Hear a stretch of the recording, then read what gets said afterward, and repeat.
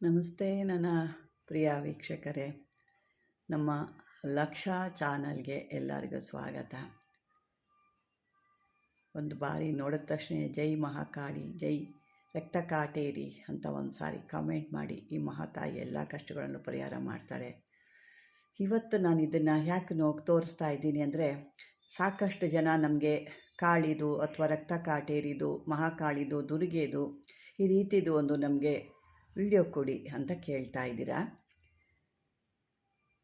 ಈ ಯಾವ ರೀತಿಗೆ ಅಂದರೆ, ನಿಮಗಿದು ಕಾಟೇರಿ ಅಥವಾ ಕಾಳಿ ಇವೆಲ್ಲ ಏನು ಅನ್ನೋದು ನಿಮಗೂ ಸಾಕಷ್ಟು ಗೊತ್ತಿರುತ್ತೆ. ಸುಮ್ಮನೆ ಇದು ಮಕ್ಕಳು ಹಾಡೋ ಥರ ಕೆಲಸ ಅಲ್ಲ, ಸುಮ್ಮನೆ ಎಲ್ಲ ರೀತಿ ಹೇಳೋ ಥರ ಮಂತ್ರನೂ ಅಲ್ಲ ಇದು. ಈ ಕಾಟೇರಿ ಕಾಳಿಗಳಿಗೆಲ್ಲ ನೀವು ಭಾಳ ಶ್ರದ್ಧಾಭಕ್ತಿಯಿಂದ, ಭಯಭಕ್ತಿಯಿಂದ ನೀವು ಸಿದ್ಧಿ ಮಾಡಿಕೊಂಡ್ರೆ ಮಾತ್ರ ಇದು ಸಿದ್ಧಿ ಆಗೋ ಅಂಥದ್ದು. ಕೆಲವೊಂದು ಇನ್ನೂ ಹೇಳಬೇಕು ಅಂದರೆ, ಕೆಲವೊಂದು ದೇವತೆಗಳು ನಾವು ನ್ಯಾಸ, ಅಂಗ, ಮುದ್ರೆ ಇವೆಲ್ಲ ಮಾಡ್ತೀವಿ. ಈ ಕಾಳಿಗೆ ಯಾವುದೇ ರೀತಿ ಮುದ್ರೆ ಆಗಲಿ, ನಾಸ್ಯ ಆಗಲಿ ಏನೂ ಬೇಕಾಗಿಲ್ಲ. ಅಂದರೆ ಅವಳಿಗೆ ಬೇಕಾಗಿರೋದು ಭಕ್ತಿಯಿಂದ ಮಾಡಬೇಕಾಗತ್ತೆ. ಅದನ್ನು ಯಾವ ರೀತಿ, ಯಾಕೆಂದರೆ ನಾಳೆ ಅಮಾವಾಸ್ಯೆ ಇರೋದ್ರಿಂದ ಸಾಕಷ್ಟು ಜನ ಪಾಪ ಕಾಯ್ತಾ ಇರ್ತೀರ.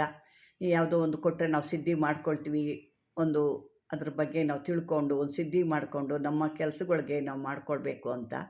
ಯಾವುದೇ ರೀತಿ ನೀವು ದುಷ್ಟತನದಿಂದ ಅದು ಮಾಡಿಕೊಂಡಾಗ ಅದು ಯಾವುದೇ ರೀತಿ ಫಲ ಕೊಡಲ್ಲ. ಅದಕ್ಕೆ ಕರ್ಮ ಅಂತ ಅನುಭವಿಸ್ಕೋಬೇಕಾಗುತ್ತೆ.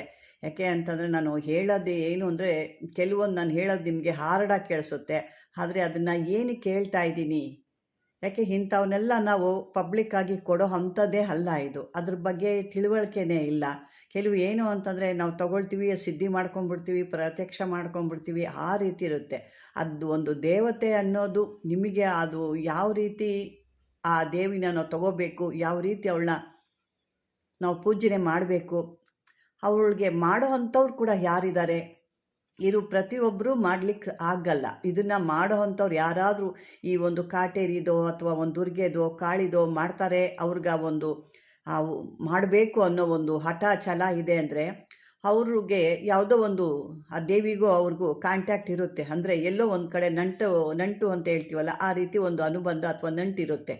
ಅಥವಾ ಅವ್ರಿಗಿಲ್ಲ ಅಂದರೂ ಅವರ ಹಿಂದಿನ ಕಾಲದಂಥ ಅಂಥವ್ರಿಗೆ ಕೂಡ ಎಲ್ಲೋ ಒಂದು ನಂಟಿರುತ್ತೆ. ಆ ನಂಟಿದ್ದಾಗ ಇವ್ರ ಕಡೆಯಿಂದ ಆ ಆಸೆನ ಅವರು ತೀರಿಸ್ಕೊಳ್ತಾರೆ.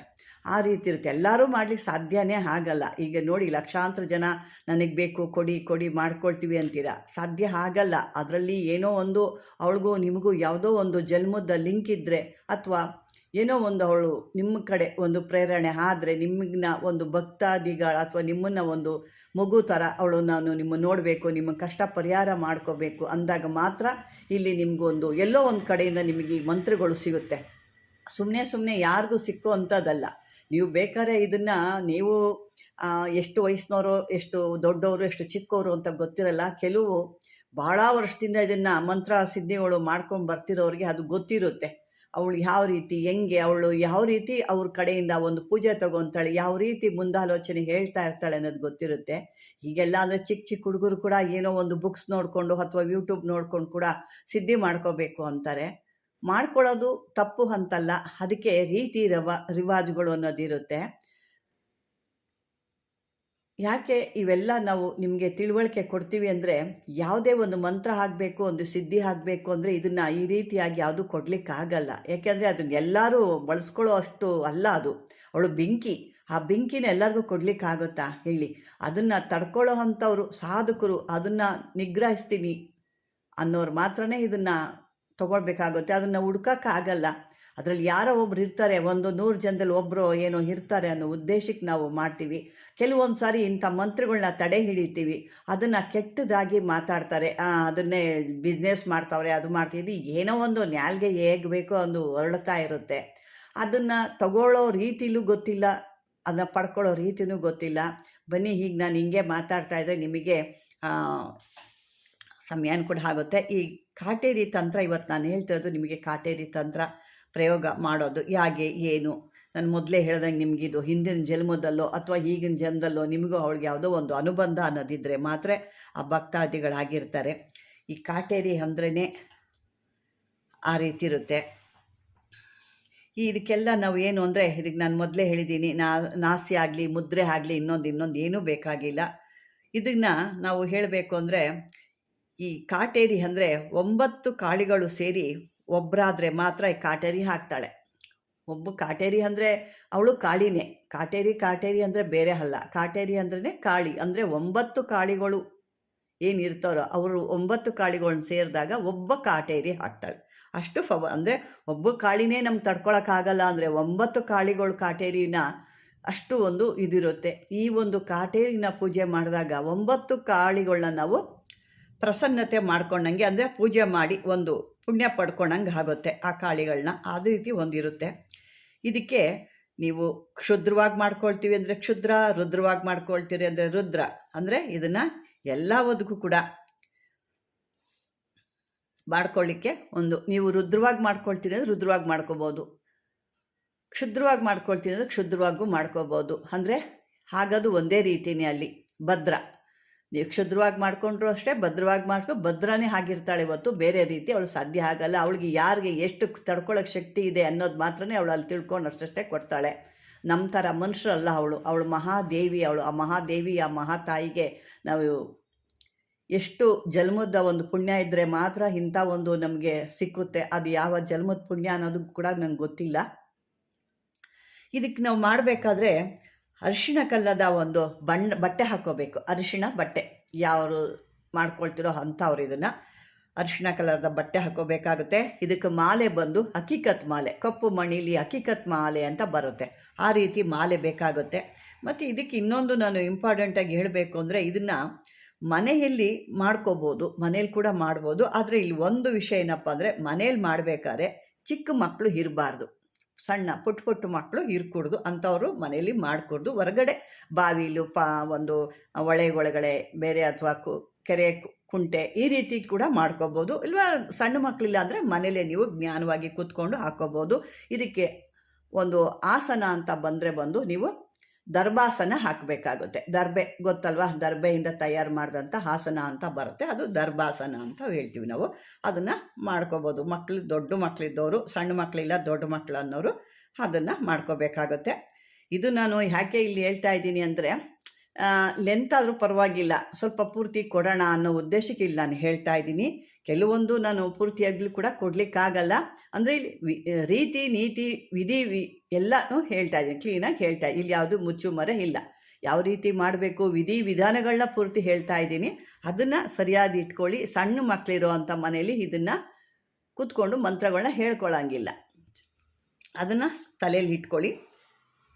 ಈ ದರ್ಭಾಸನ ಕೂತ್ಕೋಬೇಕು. ಇದನ್ನು ಮಾಡುವಂಥ ಒಂದು ವೃತ ಎಷ್ಟು ದಿನ ಅಂದರೆ 41 ದಿವಸ ಇದನ್ನು ಮಾಡಬೇಕಾಗುತ್ತೆ. 41 ದಿವಸ ಈ ಒಂದು ಇದರಿಂದ ಮಾಡಬೇಕು.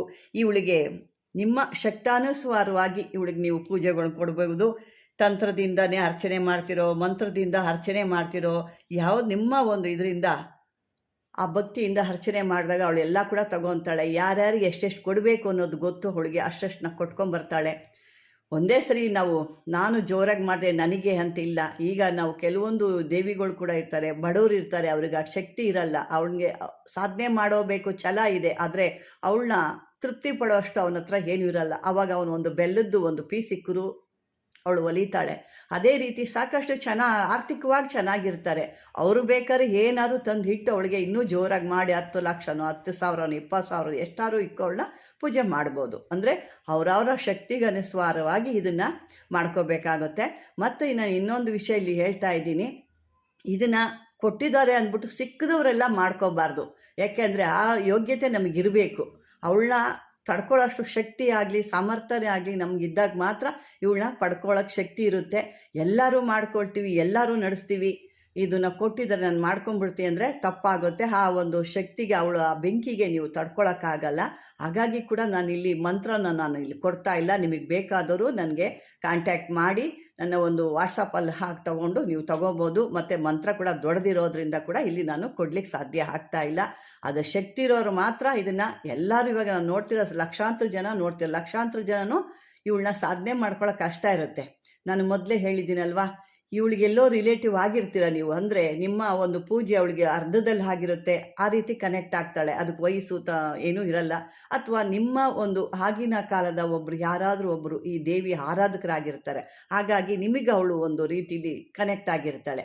ಇದನ್ನು ತಿಳ್ಕೊಳ್ಳಿ.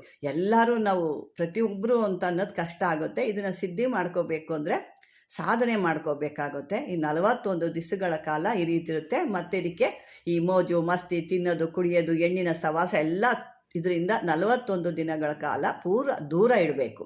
ಮತ್ತು ಮಿತವಾಗಿ ಮಾತಾಡಬೇಕು, ಮಿತವಾಗಿ ತಿನ್ನಬೇಕು, ಮಿತವಾಗಿ ನಿದ್ದೆ ಮಾಡಬೇಕು. ಎಲ್ಲ ಓವರ್ಫುಲ್ಲಾಗಿ ಯಾವುದೂ ಲೋಡ್ ಹಾಕ್ಕೊಳ್ಳೋಂಗಿಲ್ಲ. ಈಗ ನಾನು ಮೊದಲೇ ಹೇಳ್ತಾ ಇದ್ದೀನಿ, ಇದನ್ನು ಆರಿಸಿನೇ ತೊಗೋಬೇಕೇ ಹೊರತು ಎಲ್ಲರೂ ಅದರಿಂದನೇ ನಾನು ಇಲ್ಲಿ ಮಂತ್ರ ಕೊಡ್ತಾ ಇಲ್ಲ. ಯಾಕೆ ಮಂತ್ರ ಕೊಡೋದ್ರಿಂದ ಏನಾಗುತ್ತೆ, ಏನೋ ಒಂದು ಆಸೆ ಅವರಿಗೆ, ನಾನು ಸಿದ್ಧಿ ಮಾಡ್ಕೋಬೇಕು ಅಂತ. ಅಂದರೆ ಆ ಒಂದು ಬೆಂಕಿಗೆ ನೀವು ತಡ್ಕೊಳ್ಳೋ ಶಕ್ತಿ ಇರೋದಿಲ್ಲ, ಅದರಿಂದ ನಿಮಗೆ ತೊಂದರೆ ಕೂಡ ಆಗ್ಬೋದು. ಹಾಗಾಗಿ ಆ ಒಂದು ಯೋಚನೆ ಮಾಡಿ ಇಲ್ಲಿ ನಾನು ಮಂತ್ರ ನಾನು ಕೊಡ್ತಾ ಇಲ್ಲ. ಬೇರೆ ಯಾವುದೇ ಒಂದು ಕೆಟ್ಟ ಉದ್ದೇಶ ಇಲ್ಲ. ಅವು ಕೆಟ್ಟ ಉದ್ದೇಶ ತಿಳ್ಕೊಂಡ್ರೆ ನಿಮಗೆ ಅವಳು ಕಾಳಿ ನೋಡ್ಕೊಳ್ತಾಳೆ, ಅಷ್ಟು ಬಿಟ್ಟರೆ ನನ್ನಲ್ಲಿ ಯಾವುದೂ ಇಲ್ಲ. ಆ ಥರ ಇದ್ದರೆ ಇಂಥದ್ದೆಲ್ಲ ನಾನು ಕೊಡ್ತಾನೇ ಇರಲಿಲ್ಲ.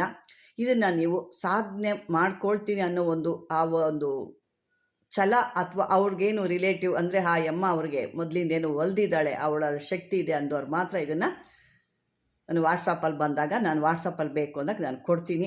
ಪ್ರತಿಯೊಬ್ಬರೂ ಇದನ್ನು ನನಗೆ ಬೇಕು ಬೇಕು ಬೇಕು ಅಂತ ಕೇಳಕ್ಕೆ ಹೋಗಬೇಡಿ. ಅದಕ್ಕೆ ತಡ್ಕನಾಗಿರೋರು, ತಡ್ಕೊಳ್ತೀವಿ, ನಮಗೆ ಮಾಡ್ಕೊಳ್ಳೋ ಆ ಸಾಧನೆ ಮಾಡೋ ಆ ಶಕ್ತಿ ಇದೆ ಅಂದವ್ರು ಮಾತ್ರನೇ ಇದನ್ನು ಮಾಡ್ಕೊಳ್ಳಿ ಅಂತ ಹೇಳಿ, ಆ ದೇವಿ ರೂಪ ನೋಡಿಕೊಂಡು ಅದರಲ್ಲಿ ಸಂತೋಷ ಪಡಿ. ಅವಳನ್ನ ಮಾಡ್ಕೊಳ್ಳೋಷ್ಟು ಶಕ್ತಿ ಇಲ್ಲ ಅಂದರೆ ಅದನ್ನು ಮಾಡಿಕೊಂಡು ಬೇರೆ ವ್ಯವಸ್ಥೆಗೆ ನೀವು ಎಲ್ಲರೂ ಮಾಡಬೇಕು ಅಂತ ಆಸೆ ಇರುತ್ತೆ, ಆದರೆ ಆ ಶಕ್ತಿ ಬೇಕು ನಿಮಗೆ.